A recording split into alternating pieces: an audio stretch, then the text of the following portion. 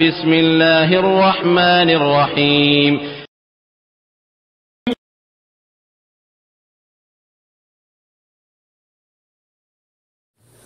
Dubai থেকে এক ভাই প্রশ্ন করেছেন, শিয়াদের পেছনে সালাত আদায় করা যাবে কি না।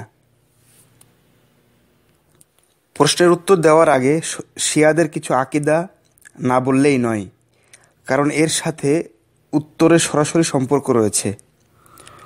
আহলুস সুন্নাহ ওয়াল জামাআহ এবং শিয়াদের মধ্যে মৌলিক কিছু তফাত এবং পার্থক্য রয়েছে। যেমন তারা বলে কোরআনে পরিবর্তন হয়ে গেছে। তারা বেশিরভাগ সাহাবীকে নিন্দা করে এবং তাদেরকে পথভ্রষ্ট ও কাফের গণ্য করে। তারা তাদের ইমামদের ব্যাপারে চরম বাড়াবাড়ি করে, তাদের ইবাদত করে এবং তাদেরকে নবী ও ফেরেশতা মণ্ডলীর উপরে মর্যাদা দেয়। তারা বিভিন্ন কবরস্থানে যায় এবং সেখানে নানা ধরনের শিরক চর্চা করে। তারা মৃতদের কাছে মদদ ভিক্ষা করে, তাদের সাহায্য প্রার্থনা করে, তাদের কারো কারো কবরে সেজদা করে, তওয়াফ করে ইত্যাদি।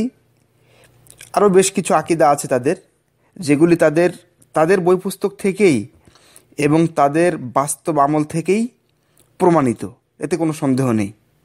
এবার মূল জবাবে ফিরে আসি। সৌদি আরবের ফতোয়া বোর্ডের স্থায়ী কমিটিকে প্রশ্ন করা হয়, যার অনুবাদ আমি আপনাদেরকে হুবহু শোনাচ্ছি। শিই রাফেজির পেছনে সালাত আদায়ের হুকুম কি? জবাবে কমিটি বলেন,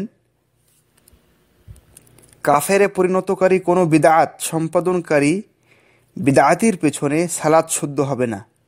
যেমন যে ব্যক্তি আল্লাহ ছাড়া অন্যের সাহায্য প্রার্থনা করে বা তার কাছে দোয়া করে বা আল্লাহ ছাড়া অন্যের নামে জবেহ করে বা কোরআনে পরিবর্তনে বিশ্বাস করে বা উম্মুল মুমিনিন আয়েশা রাদিয়াল্লাহু আনহা এর ইজ্জত সম্ভ্রমে আঘাত হানে, তাকে জেনাকার বলে নাউযুবিল্লাহ, বা নবী পরিবারের অন্য কোনো সদস্য যেমন আলী রাদিয়াল্লাহু আনহু তাদের ব্যাপারে বাড়াবাড়ি করে, আল্লাহ ছাড়া তাদের কাছে দোয়া করে বা সাহাবায়ে কেরামকে গালি দেয়। আশা করি আপনার উত্তরটা পেয়েছেন। আল্লাহ আমাদেরকে দ্বীনের উপর অবিচল রাখুন।